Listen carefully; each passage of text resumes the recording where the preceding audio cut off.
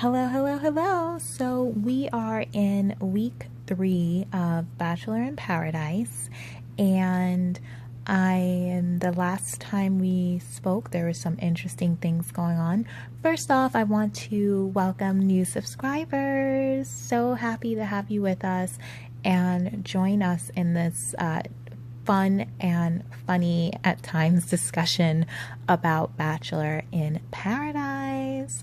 So last week, we saw Tia was about to confront Chris R because Chris R kissed Krystal and then he told about it. And he told the wrong people. You can catch up on it in the last episode. The Colton Cloud featuring Tia Thunderstorms is the title of the video.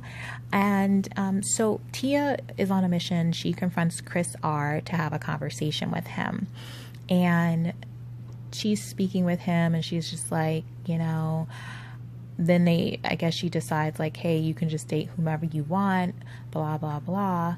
And then he goes, yeah, I guess he agrees, or it was just weird. And then Krystal comes around, so then it's like all three of them and the triangle between the three of them. And Krystal's like, yeah, I would like to get to know Chris R and things like that. And then Tia's like, well, you can go ahead and do it because I told him he can date whoever he wants. He's like, yeah, I told her that I'm done here. And she's like, oh, really? And he's like, yeah, I told you I'm done.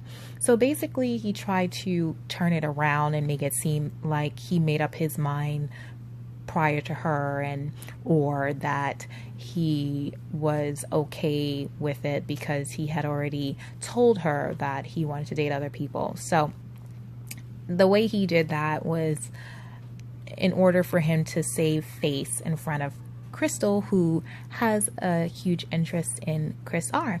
So when I say huge, I mean that's relative, but she does have an interest in Chris R, and Chris R has an interest in her. But we have to remember who this is coming from. If you guys forget, look at my Becca videos and look at the first video that I covered for Becca's season, because you will see Chris R is the same guy who pretty much threw Chase under the bus regarding Chase dating one of Chris R's friends. And if you remember, Chase was one of the original guys who came out during after the final rose taping, and he was in the season and he only got one episode. So it was kind of sad, but that is the same Chris R. That's also the same Chris R who had that emotional quote unquote breakdown, as some of the guys put it, when Becca didn't inquire of him, even though she was the Bachelorette. So anyway, moving right along.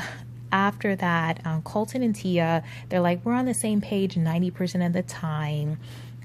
Talking about them, just to like sum them up a little bit more, it almost seems like Colton was kind of talking himself into a relationship with Tia at one point. And Chris R is totally done with the Colton and Tia Cloud. He wants them to leave. He's done with Colton. He's been done with Colton. And he just feels like as long as they're on the island, there's always going to be some sort of drama between them, or who would maybe interested in them. So he's just ready for them to go. So the next person who actually arrives on the island is Jacqueline. I don't have a picture of her. Actually, that's not Jacqueline. That's Carolyn, who left last week. But Jacqueline comes on the island. She was from Ari season. You can also check out the videos from Ari season if you want to familiarize yourself with her. But anyway, it seems like every time someone arrives on the island, all the relationships are not very secure. People are not exactly sure where they stand. They're concerned.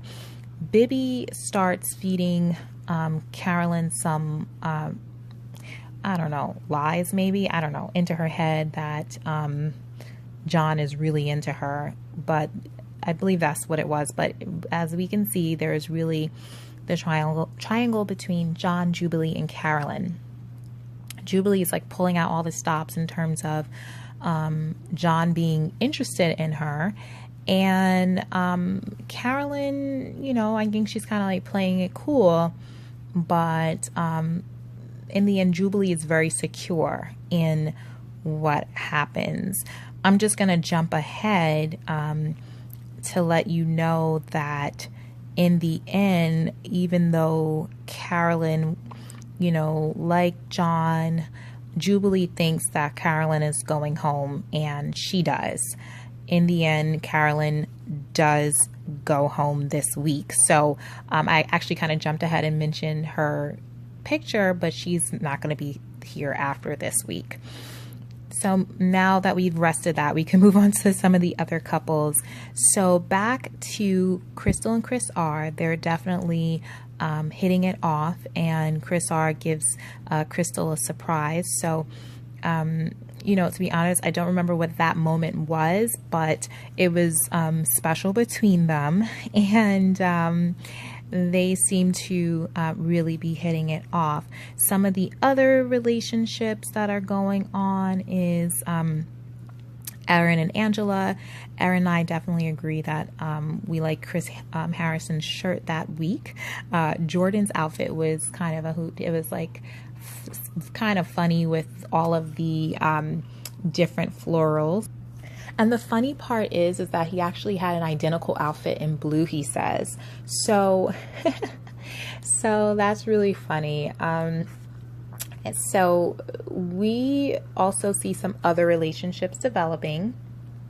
But before we get into the rose ceremony and the drama that ensued there, I would like to talk about Jacqueline. Now, she was one of the newer arrivals that came in, and she made a very interesting statement. She said, "I know I'm past my prime," and she's 27.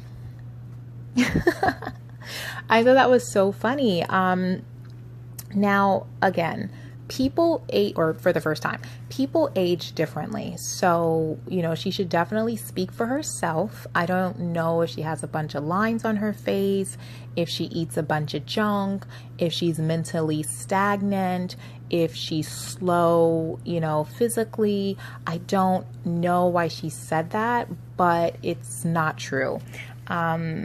I would like to just say, generally speaking, again, like I said, she might age differently, and some women age very rapidly, so only she knows her body and her mind and her looks. But I think generally speaking, when people say a woman's prime, they think in their 30s, I believe, because you know, of course you can also be in your prime in your 20s, but you're still growing and like learning and stuff like that. But in your 30s, I think that would probably be what I have heard of a woman's prime. And then also even into their 40s.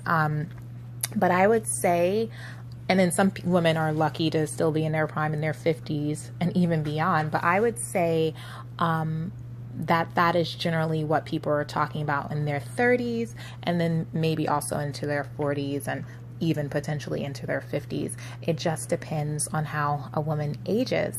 But it's kind of sad that at 27, Jacqueline feels that she is past her prime. I don't know who's watching The Bachelor, but I'm sure there are people who are older than 27 and younger than that age. But I hope that they don't think that just because they're 27 that they're past their prime. I think, again, that has to do with how she views herself mentally. And unfortunately, if, you know, you don't get out there, read, you know, educate yourself a little bit more or whatever. And she's supposed to be a very educated person, but I think if you have a very narrow mindset, then you may think that. But I think that she should really just speak for herself. Again, I didn't get a chance to really see up close to her face, and like if she had a bunch of lines and wrinkles and like sun damage, and I don't know if she is just, you know, can't move very fast, or mentally like stagnant and like, you know, just can't really retain new information very easily or quickly, or whatever mental age would look like. But she should really speak for herself. And again, I just think it's very sad if she's walking around at 27 feeling that way. So Carolyn, if you're listening, you're not too old, you're not past your prime, and but again, I can't convince you. If that's how you feel, then that's how it's going to be for you. Or I should say, if that's what you think, then that's how it's going to be for you. So, anyway, moving on to Jordan. He is going through some changes, guys. Like on this island, he is so obsessed, or I shouldn't say obsessed, but just he's so infatuated with Jenna, and he really likes Jenna. I think he's actually growing in love with her, that he's starting to get a little excited when David does what David does, which is to try to aggravate him and make him insecure about his relationships. He did it with Annalise. Now he's doing it with Jenna. Like, that is his purpose on this island. I don't expect for him to find love. If he does, then there is a huge shift for him emotionally to do that, because he is so, like, you know, putting all his focus on Jordan. So Jordan gets a little upset because David presents what's her name, Jenna, with a huge teddy bear. And again, David was doing little things. When it was Jenna's birthday, he gave her, you know, some cake and ice cream, and he's like asking Jenna for a forkful, and it, you know, he was just really trying to get under Jordan's skin, and apparently it worked. So when he presents her with this huge teddy bear, Jordan takes the teddy bear and throws it into the ocean, and he is like, that's what I think about this teddy bear, and stuff like that. And then after that, he is just on a rampage. He's very upset, and then he starts, this is when I think Jordan, now we already kind of saw the decline of it last week, the decline of Jordantary, and that's a phrase I coined with his time in the mansion of Becca's season of The Bachelor. And the reason why I coined it, because he always has something interesting and funny to say during his time, and now he has something always interesting and funny to say, or some sort of commentary. It doesn't even have to be funny or interesting. It's just some sort of commentary that he has on the island. But I think it's making a steep decline, because now he's using it to kind of dig at people, and almost is getting meaner. So if you check out my video last week, the Colton Cloud 2 featuring Tia Thunderstorms, you'll hear him talk about women, about, you know, the whole entree, drink and a carrot cake and appetizer situation. And then now he turns his wrath on Chelsea and Jubilee. So Chelsea may have said something that Jordan overheard about his behavior that he was displaying with the whole teddy bear thing, and he gets upset about it, and he starts getting mad at Chelsea and Jubilee, and he calls out Chelsea, like, just because you don't have a relationship that is developing, you might get sent home tonight, don't get mad at me. And then to Jubilee, he just throws her in there too, and says something about her. So I'm like, Jordan, you're taking this a bit too far. Jubilee, you know, kept composure, as did Chelsea. Also kept her composure, and they're just in shock. And Jordan's looking like, and everyone's looking at him like, what is going on? And they didn't confront him, but Erin afterwards did confront him and say, hey, what you did was wrong, and I think that you should apologize because you're really not thinking clearly or straight. And Jordan did. He actually apologized to Chelsea and Jubilee, and he also apologized to everyone for his display. And he said this before the rose ceremony, citing that even the nicest neighborhoods have speed bumps. Yes, Jordan, the nicest neighborhoods do have speed bumps. So I can appreciate what you said about yourself, basically. So, and I guess that would go for all of us when we may have a hiccup or two. So let's get into the rose ceremony and who received roses. So the roses go as follows. Jordan to Jenna. I just want to remind you guys, 4 ladies are going home this week. So Jordan and Jenna, David and Chelsea, oh gosh, Kevin and Astrid, Chris R and Krystal, John and Jubilee, Joe and Kendall, Colton and Tia, Erin and Angela, and Kenny and Annalise. So the 4 ladies who went home are Nisha, Carolyn, Bibi, Anna, and Jacqueline. So bye. Their search for love continues, but not on Bachelor in Paradise. Now, the moment we've all been waiting for. Leo arrives, and he is bringing lots of hurricane type weather with him because, as Jordan puts it, he's tasting all the porridge. He is tasting all of the porridge. And the guys are scared and the girls are intrigued. So after speaking with basically everyone, every girl on the island, Leo decides to take Kendall out on a date. Their date is a photo shoot, which is for a romance novel. Now, the romance novel was written by Jorge, who was the bartender before Wells became the bartender, and Yuki, and he has written a romance novel and needs to have a cover, so they take pictures for it. Now, Joe is back at the island concerned about that date that Kendall's going on with Leo. He is very concerned, and he should be, because Leo and Kendall are seen in the pool, they're seen on rocks, they're seen in the sand, they're making out, they are kissing a lot, and if Joe only knew. So when Kendall comes back to the island, Joe can immediately tell that she's torn, and in their sit-down conversation, Kendall does let him know that she wants to explore other things, so meaning Leo.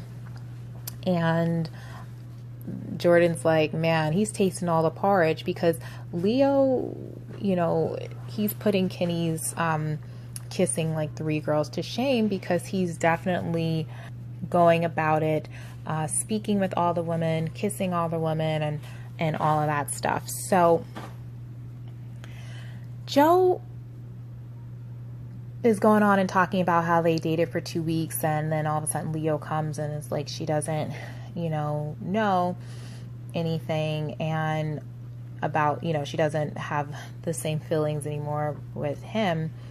And Joe is actually falling in love with Kendall. In his conversation with Jordan, he kind of mentions that, and so he goes, I don't know if Jordan encouraged him to, but he tells her kind of how he feels. He doesn't say, I'm falling in love with you. He just says, I like you. And falling in love and I like you are 2 different things, guys. Okay, if you are falling in love with a woman, tell her, please tell her, you know, trust her with that, you know, especially there must be something. If it's not infatuation, or you're not general, if you're generally not attracted to people who hurt you, and she is someone who has inspired your trust, and there are qualities about her that you love, and you're falling in love with her, tell her. You know, you only live this life once. Okay, some people might say, yeah, come back, whatever. But you're on this earth once, okay?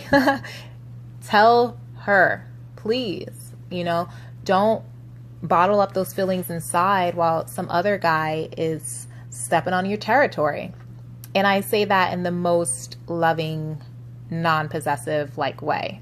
We know that guys don't, you know, they don't own women. But what I'm saying is, if you love someone and you're falling in love with them, then that could be yours. She could be yours. She could be your girlfriend, your wife, the mother of your children, the love of your life, but you'd never know if you don't step out and tell her so. So anyway, he just says that, hey, I like you. So Kendall and Leo are enjoying each other's company. Now let's get into some other things, because Leo said something interesting that I want to talk about. Yes, it was interesting. So one other thing before we get into Leo's interesting comment is that Leo also kissed Chelsea. You know, it's like he's saying one thing to one person, they're thinking that he's into them only, and then he goes behind their back, so to speak, and they don't know that he's really pursuing other relationships. He just talks about them, I'm into you, and then, you know, 2 seconds later, 2 minutes later, he talks to the other girl, I'm into you, let's make out. You know, there's a lot of saliva swapping going on in this island, but, you know, they all get tested and stuff like that. So, okay, I'll keep it PG. I don't want to say anything else. But anyway, use your imagination. Anyway, so let's get into what, okay, no, it wasn't that bad, but I just didn't want to gross anybody out. So anyway, let's just get into what Leo's talking about. So Leo said, because they actually kind of confront, I feel like they, wait, hold on. Well, actually, this is going to be coming up, the confrontation of Leo is going to be coming up next week. So this is going to get good. But the guys aren't liking it. Just like they pulled, you know, Jordan, of course, he's always on, he's like the police. It's like the Jordan police, you know, the Jordan police of emotions. Him and Chris are, but, because Nick is no longer there. But there is a confrontation that takes place, and it's going to get good. But we're going to have to bookmark it there. But let's get into what Leo says. He goes, yeah, so Leo has a lot of game, like in terms of his like talking ability and everything. And he's using that to get these girls exactly where he wants them. And in the context of all that's going on, he goes, I'm an alpha. Okay. All right. So let's talk about this. Why does he feel he has to say that? If he's an alpha man, right? That's what he's trying to say, I guess. Why does he feel like he needs to use that as a reason to excuse his behavior, to excuse, you know, and justify his behavior of talking to different women, making out with different women, and all of that? I'd love to ask him, like, why did you use that term? Because in actuality, the alpha men I know, you know, and knew, who were from the greatest generation. I mean, we're talking about men who have lived through the Great Depression, supported their families, were providers, protectors, leaders of their family. I never heard any of them say, I'm an alpha. So what is this new trend? I'll call it a trend. What is this new trend going on where some men feel the need to say that? If you're doing what you're supposed to do as a man, why do you need to say that you're an alpha? Please, someone comment, let me know, because I don't get it. The true alpha men who were doing what they were supposed to do, providing for their families, being, you know, that chivalrous, protecting man for their wives, they never needed to come out of their mouths and say, I'm an alpha, because they led through their actions.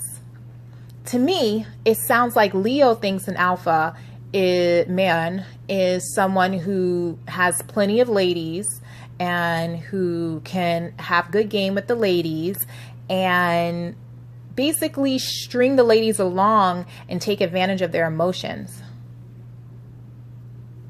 So if that's what he thinks an alpha man is, then I guess you are an alpha man. But I always thought alpha man meant something positive, someone who can, a woman who can trust with her heart, someone who is a one woman type of man, someone who is coming home and taking care of his family and taking care of his wife.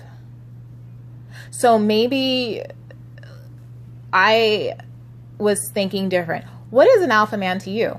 Because if he's, you know, I guess it's just relative. But I don't think he needs to use that statement to excuse him kissing, you know, and justify him kissing a bunch of women on the island.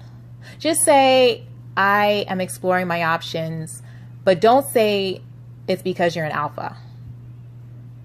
So anyway, I can go on about that. And also he didn't tell the women like, hey, I'm doing, I don't know if he was really straightforward with them, but anyway, we're going to continue this next week anyway, but that's all I have to say about that.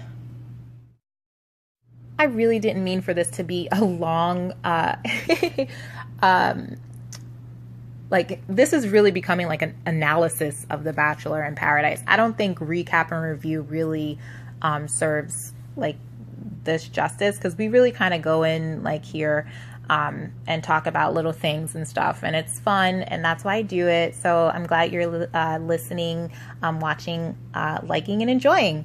But anyway, now, okay, so Tia and Colton, they're finally on the same page. Colton gets a date card, and of course Tia goes on a date with him, and they explore Mexico and enjoy it. Oh my gosh, they are in Mexico, they're all over the island just enjoying it. It's great. So guess who is on the date with them? They're doing some like dancing, and then guess who comes in? Yes, you guessed it. It is Raven and, okay, I don't remember the guy's name, guys, but anyways, Raven and her guy. And they actually they left as a couple on, I guess, the last season of Bachelor in Paradise. So they're back, and Raven pulls Tia aside, and she's like, look, you're the it girl right now this season, and Colton tends to go after the it girl. I don't want you to settle for anything less than someone whom, or, okay, yeah, she goes, she says, don't settle for anything less than someone who mirrors the best part of you. This is what she said, should not settle for anything less than someone who mirrors the best part of you. Those are Raven's words. So that is so nice, Raven. That is so sweet. You know, Raven's just looking out for her friend. And don't we all need a good friend? You know, I'm noticing in friendships, people don't want to be friends with people who tell the truth about their situation, about their life, about anything. You know, if they ask your opinion, they don't want your opinion. They want you to coax them and tell them everything's going to be okay just as it is, when it's not.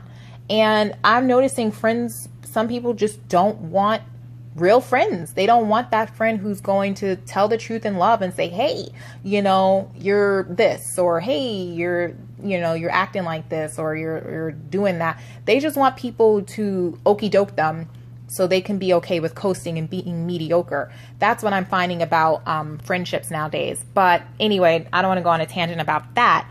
But I think that you know, she was being a good friend and telling her that and reminding her she was being a good friend because she was mirroring what she would want someone to say to her. She was reminding her, hey, you deserve someone who's going to treat you well and going to value you. Think about it. Just be careful. Just be careful, my friend. Let's know what his intentions are. Really going to endeavor to cut these down for next week. But again, Raven was being a good friend, looking out for Tia. So Tia and Colton talk. I think I kind of missed out on a little bit. If I missed something, please, you can just comment and I can cover it if something was interesting about that. But basically, at the end of that talk, Tia gets what she was wishing for and hoping for. And that's when Colton basically referred to Tia as his girlfriend. But then she made him ask her, and he did ask her, and she did say yes, I will be your girlfriend. So they are now officially a couple on the island. To close out this week, something I did mention last week was Benoit, and he does make his appearance back on the franchise. He, of course, was in Bachelor Winter Games, which I covered on this channel. And if you go to the conclusion video, you will understand why I was shocked about him making an appearance, because he proposed to Claire and that was his fiance. So no longer, I guess. And he disrupts things because he does go out on a date with Jenna, and Jenna and him have a blast. In their initial talk, Benoit was saying what he was looking for, and Jenna said, wow, this is the first time you said exactly everything that I'm looking for too. So basically they're looking for the same things. So they go to this restaurant, and Benoit's like, oh, it's your favorite restaurant. I guess maybe they order from some of the local restaurants or something. I don't know. But anyway, so they go on this date. They're having a great time. And then they just keep making out. They keep kissing and kissing and kissing. And she's wearing this bright red lipstick. That lipstick is getting all over Benoit's beard, all over his lips. She wipes it away, but he's walking around looking like a clown and has no idea. And so it's all over his beard and everything. And he just looks really, she could have done more to wipe off that lipstick for him. But then I started thinking about it, and I was like, maybe she did that on purpose. She could have really, like, they have napkins there.